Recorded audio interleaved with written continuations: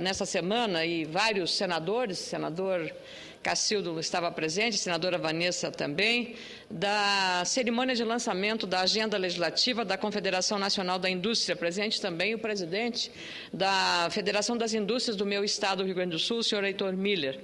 Esta agenda parlamentar da indústria é um instrumento importante para o diálogo transparente do setor produtivo com o Congresso Nacional, o governo federal e a sociedade.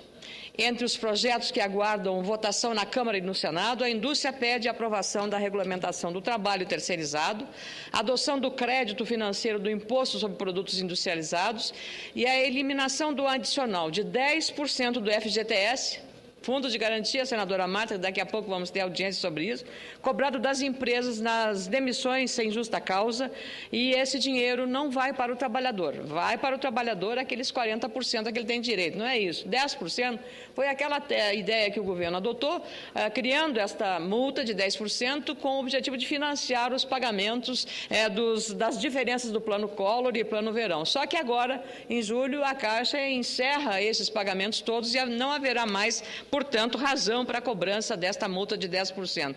Além disso, ainda se discute no Senado Federal o projeto de resolução 72, que trata de uma alíquota única de ICMS para os estados. O objetivo é cessar a chamada guerra dos portos, que afeta o dia a dia das indústrias, pois a entrada de produtos importados, com a ajuda de um ICMS mais baixo, penaliza a produção de manufaturados no Brasil.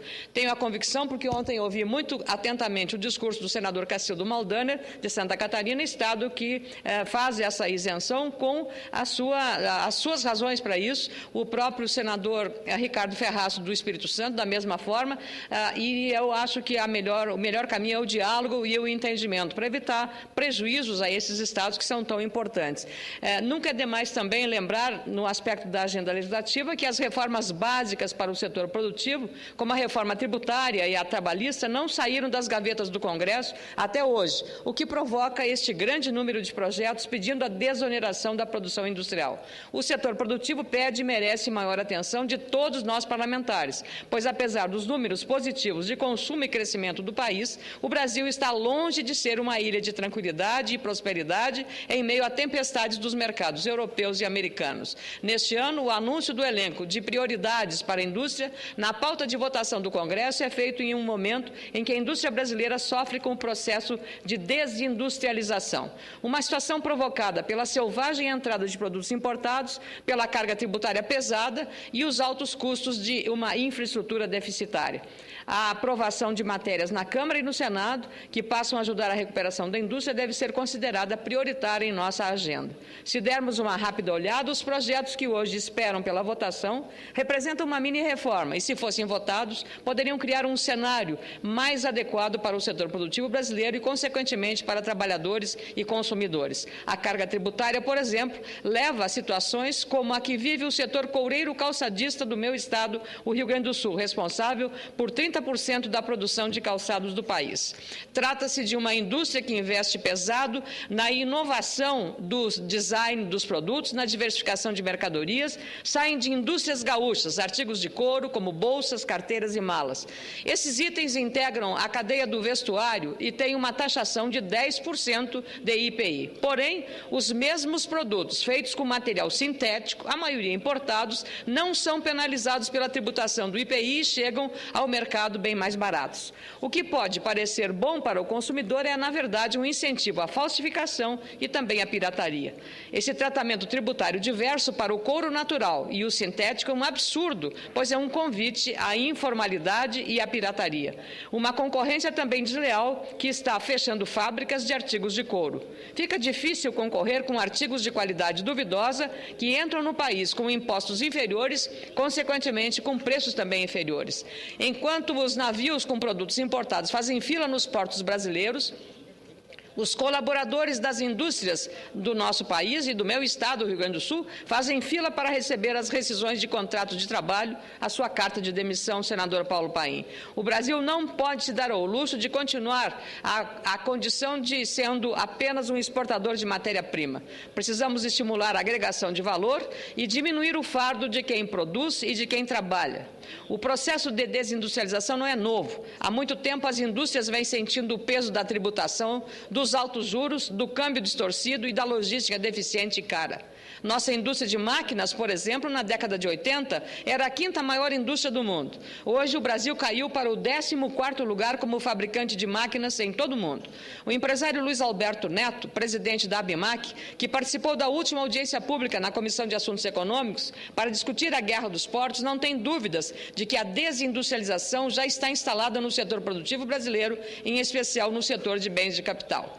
O empresário disse que, se não for encontrada uma solução, no final, quem irá sofrer as consequências mais negativas serão os operários das indústrias que ficarão sem emprego. Para ele, o empresário não acaba, muda de atividade, importa e se transforma em comerciante. O peso dos impostos nos produtos brasileiros não afeta só a indústria, é um fardo também para o consumidor. Estamos próximos da Páscoa e dou como exemplo a carga tributária sobre a cesta da Páscoa ou os nossos chocolates. O chocolate fica muito mais amargo se você souber que paga 38,6% só de impostos quando compra um ovinho de chocolate. O preço do vinho tem 55% só de tributos e 43% do que se paga pelo bacalhau é composto por impostos.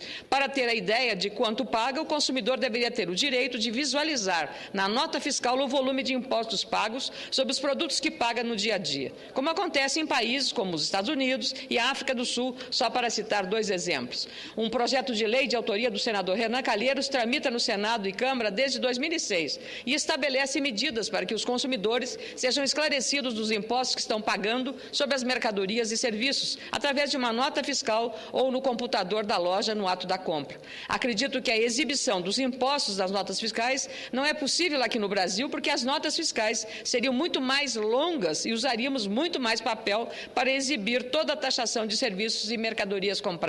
Só assim o consumidor poderia ter a ideia do que está pagando todos os dias nas idas e vindas aos mercados públicos ou supermercados. E a arrecadação de impostos nunca foi tão elevada. Menos mal que a presidenta Dilma hoje, lá, ao se despedir da sua visita oficial à Índia, tenha reafirmado que a carga tributária no Brasil é alta e que é preciso desonerar o setor produtivo. Mesmo com a retração da atividade industrial, o caixa do governo federal continua acumulando arrecadações recordes. Matéria do jornal Estado de São Paulo diz que a arrecadação tributária federal em fevereiro foi de 71,9 bilhões de reais, 5,9% maior do que o arrecadado em fevereiro do ano passado. Reconheço que o Ministério da Fazenda tem feito anúncios pontuais para socorrer a indústria brasileira e o mercado nacional hoje em recessão. Os encargos da Previdência já foram barateados para alguns setores e as exportações começam a ser desoneradas. Mas essas são medidas que apagam o fogo do momento. O Brasil não pode continuar sendo o país do atalho, que procura sempre chegar ao objetivo final, eliminando etapas e, por isso, queimando oportunidades de crescimento sustentável e contínuo. Volto a dizer que o que falta ao Brasil é um plano industrial, um programa que visualize todas as necessidades do setor produtivo brasileiro, discutindo o custo trabalhista, a carga tributária e a infraestrutura. Aliás, senhoras e senhores, eu creio que esse é um problema crônico do nosso país. Trabalhamos para resolver os problemas que aparecem, não criamos programas que visualizem as necessidades do país como um todo e que possam dar resultados a longo prazo, evitando muitas vezes as crises. Um dos setores que merece esse tipo de atenção é um programa de longo prazo. Está focado na educação. Melhorar o nível do ensino da população e proporcionar melhor qualificação para o nosso trabalhador vai dar melhor competitividade para a nossa indústria. Mas está difícil tirar do papel também os programas educacionais.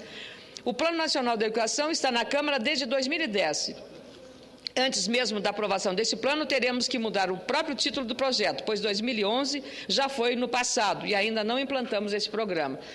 Ciências Sem Fronteiras, um programa do governo federal que tem o cuidado especial da presidenta Dilma Rousseff, dá prioridade a ele, tem sido manchete nos jornais nas últimas semanas como aposta do governo para a formação de pesquisadores. Ciências Sem Fronteira promete levar para universidades renomadas no exterior 100 mil alunos brasileiros em busca de melhorar a capacitação dos nossos pesquisadores. Ontem o programa foi manchete novamente, não pelo resultado, mas por atraso no pagamento. Estudantes não recebem o dinheiro que seria destinado para o pagamento de alimentação, aluguel e outros custos para manter o bolsista no exterior. O Conselho Nacional de Pesquisa, o CNPq, diz que não tem ideia de quantos estudantes não receberam a ajuda até hoje. O que sabemos é que os problemas como estes mostram a importância que o Brasil dá à educação e então irão prejudicar o programa de bolsas educacionais para os brasileiros do exterior. Estou terminando, senhora presidente, e lhe agradeço a generosa ampliação do meu tempo. Se ou encaramos nossas deficiências, organizamos e cumprimos programas de longo prazo, ou teremos que concordar com a análise de economistas ingleses que afirmam que o Brasil pode ter atingido o índice máximo do crescimento, pois não fez a lição de casa, aprovando reformas básicas e não investe em capacitação de mão de obra. A qualidade da educação está intimamente ligada à competitividade da nossa indústria. Com profissionais qualificados, poderemos melhorar a qualidade do nosso produto e ganhar espaço no mercado externo. Não há dúvida, senhoras e senhores senadores, nossos telespectadores da TV Senado, que na sociedade do conhecimento em que vivemos hoje, o desenvolvimento de um país está intimamente ligado à capacidade deste mesmo país de inovar. Mas o protagonismo só virá com a adoção de políticas com começo, meio e fim, programas que possam garantir avanços constantes e de muita qualidade. Senhora presidente, gostaria que fosse registrado nos anais da Casa o editorial do jornal de hoje do Estado de São Paulo, cujo título é A Importante Pauta da CNI. Muito obrigada.